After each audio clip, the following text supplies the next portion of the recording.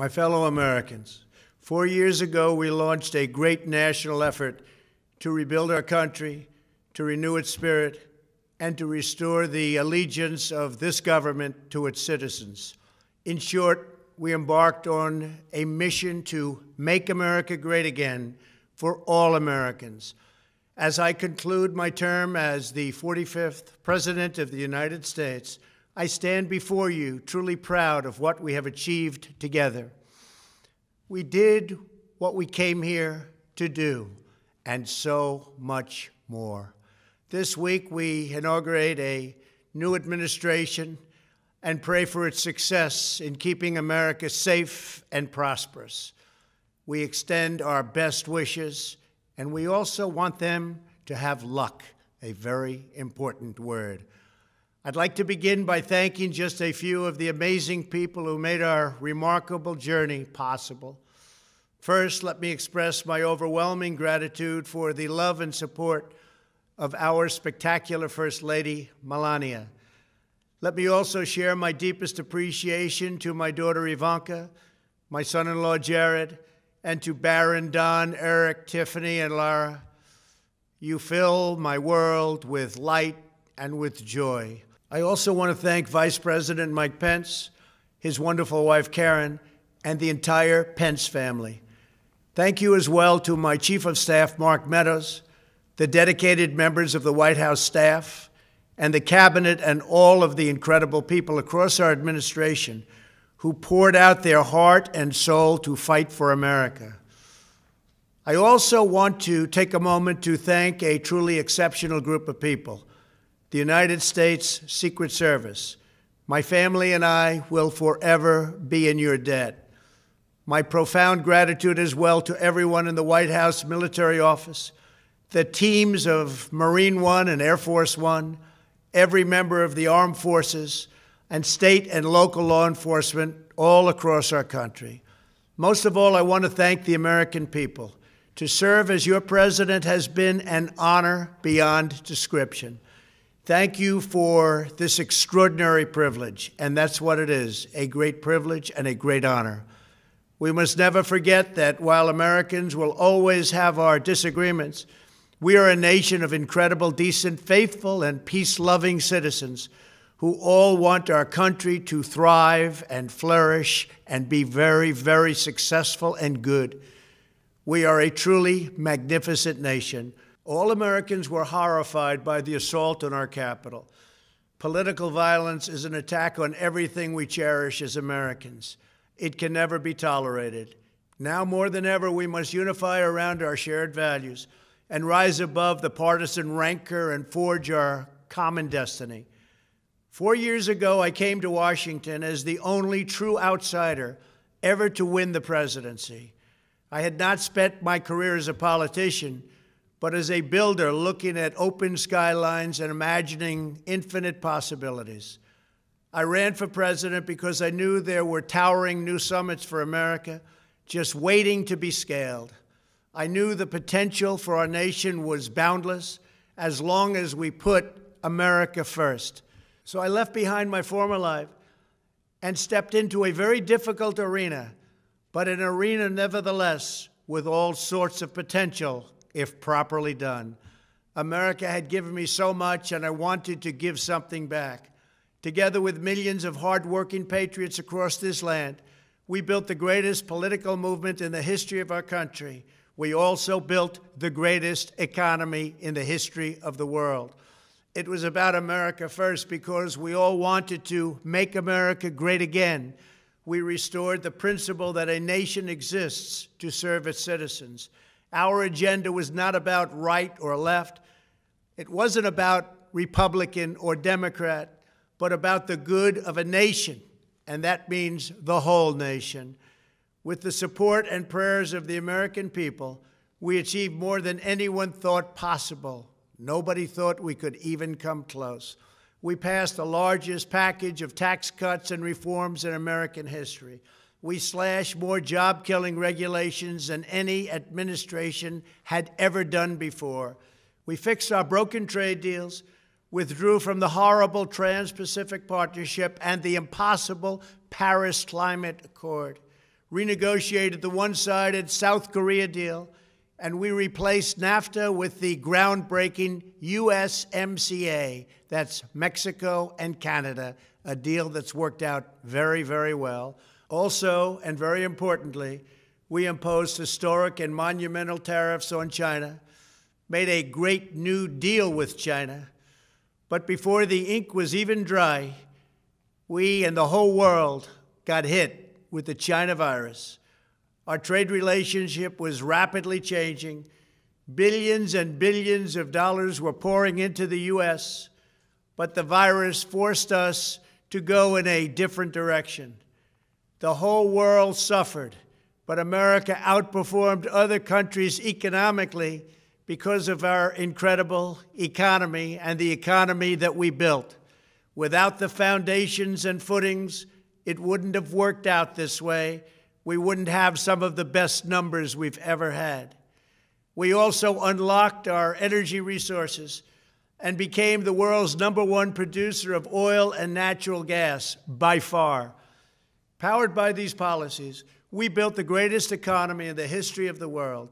We reignited America's job creation and achieved record low unemployment for African Americans, Hispanic Americans, Asian Americans, women, almost everyone.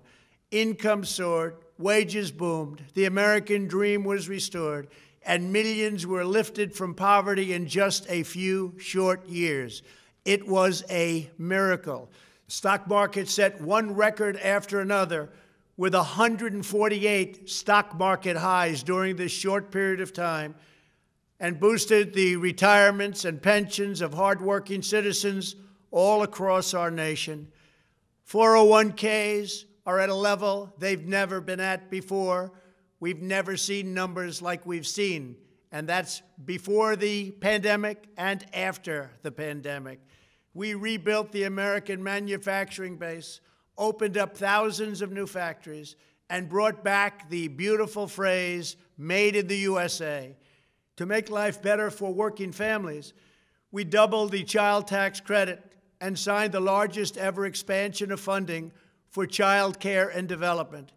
We joined with the private sector to secure commitments to train more than 16 million American workers for the jobs of tomorrow.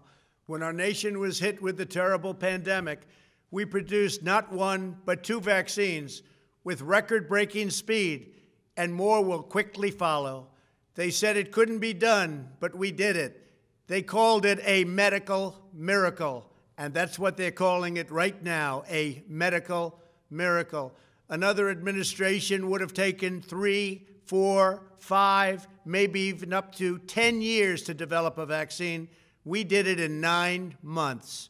We grieve for every life lost, and we pledge in their memory to wipe out this horrible pandemic once and for all. When the virus took its brutal toll on the world's economy, we launched the fastest economic recovery our country has ever seen. We passed nearly $4 trillion in economic relief, saved or supported over 50 million jobs, and slashed the unemployment rate in half. These are numbers that our country has never seen before. We created choice and transparency in health care, stood up to Big Pharma in so many ways, but especially in our effort to get favored nations clauses added, which will give us the lowest prescription drug prices anywhere in the world. We passed VA choice, VA accountability, right to try, and landmark criminal justice reform. We confirmed 3 new justices of the United States Supreme Court. We appointed nearly 300 federal judges to interpret our Constitution as written.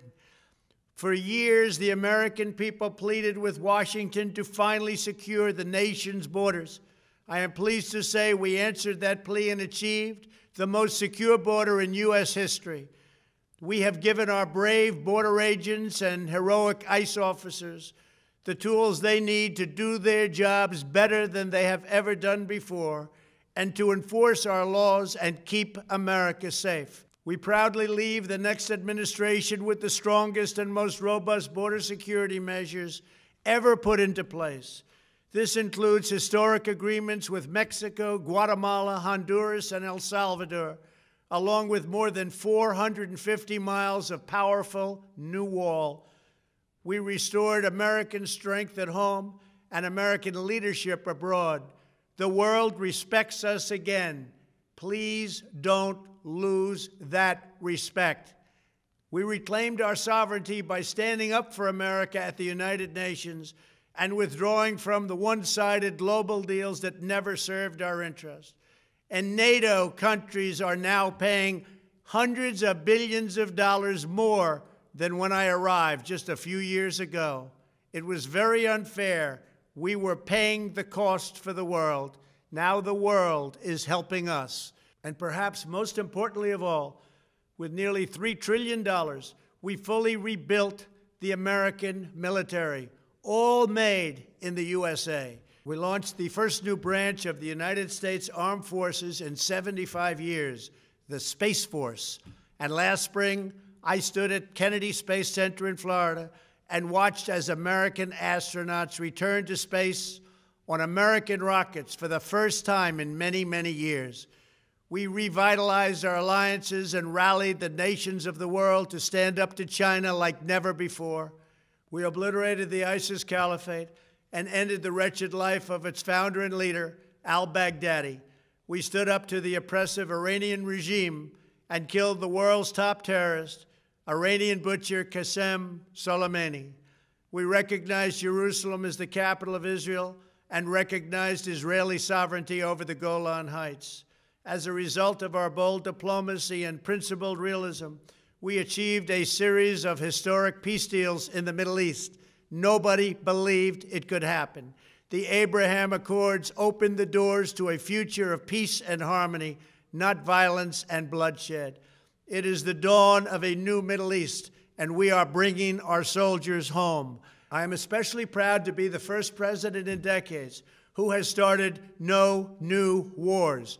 Above all, we have reasserted the sacred idea that in America, the government answers to the people. Our guiding light, our North Star, our unwavering conviction has been that we are here to serve the noble, everyday citizens of America. Our allegiance is not to the special interests, corporations, or global entities. It's to our children, our citizens, and to our nation itself. As president, my top priority, my constant concern, has always been the best interests of American workers and American families. I did not seek the easiest course. By far, it was actually the most difficult. I did not seek the path that would get the least criticism. I took on the tough battles, the hardest fights, the most difficult choices, because that's what you elected me to do. Your needs were my first and last unyielding focus. This, I hope, will be our greatest legacy. Together, we put the American people back in charge of our country.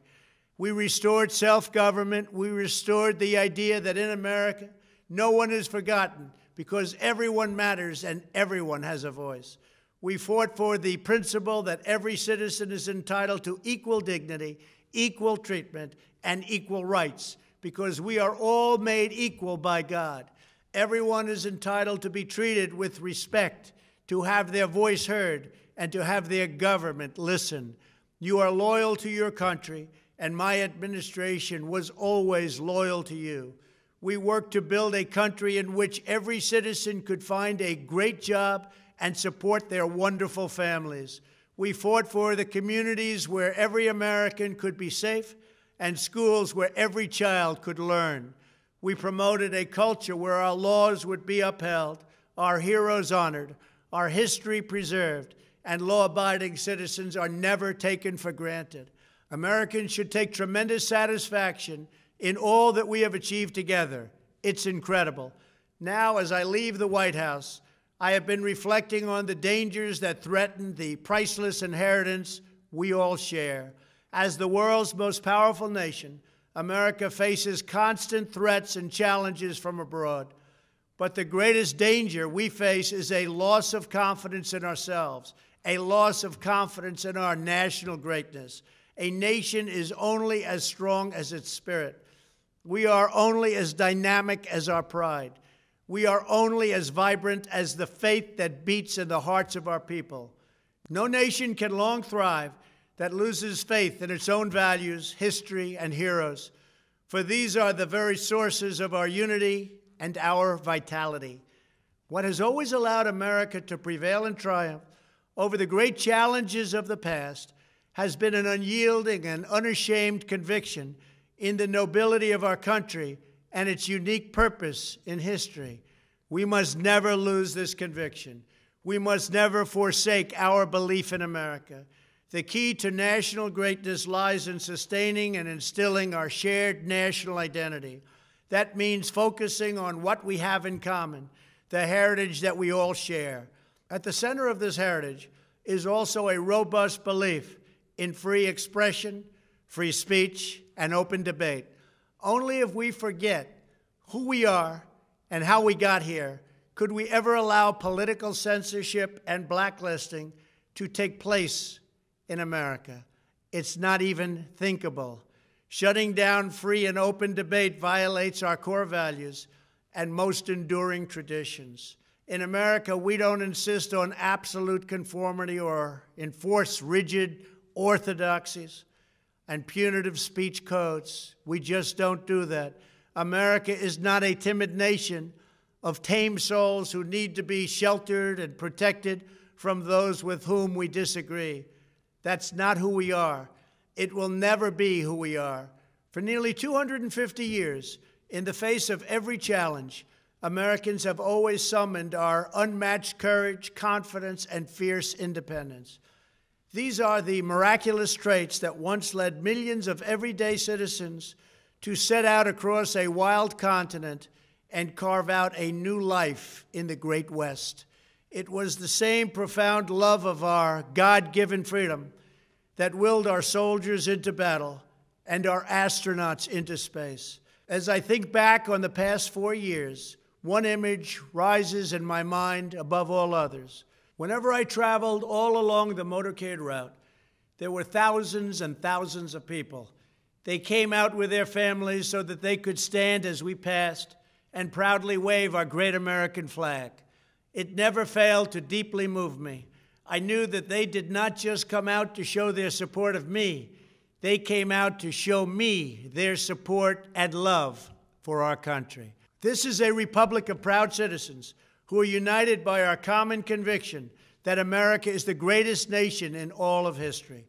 We are and must always be a land of hope, of light, and of glory to all the world. This is the precious inheritance that we must safeguard at every single turn. For the past 4 years, I have worked to do just that. From a great hall of Muslim leaders in Riyadh to a great square of Polish people in Warsaw, from the floor of the Korean Assembly to the podium at the United Nations General Assembly, and from the Forbidden City in Beijing to the shadow of Mount Rushmore, I fought for you, I fought for your family, I fought for our country. Above all, I fought for America and all it stands for, and that is safe, strong, proud, and free. Now, as I prepare to hand power over to a new administration at noon on Wednesday, I want you to know that the movement we started is only just beginning. There's never been anything like it. The belief that a nation must serve its citizens will not dwindle, but instead only grow stronger by the day.